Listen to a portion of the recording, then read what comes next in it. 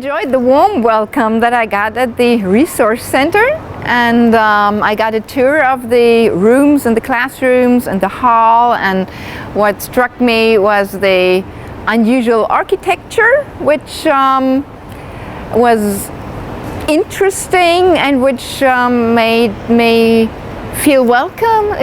The whole building had a warm atmosphere and friendly feeling to it, so even though the children weren't there, the staff wasn't there, I could still get the idea that it was a peaceful, quiet and creative environment.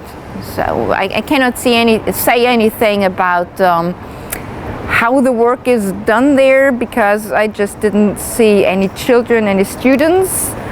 But going through the classrooms, I could see that in some aspects I could recognize some visual schedules or visual rules. I thought, oh yes, I've seen that before. It was interesting because the director of the school did not speak English and did not speak German. I could still make sense of what I saw, so that's telling in itself, I think.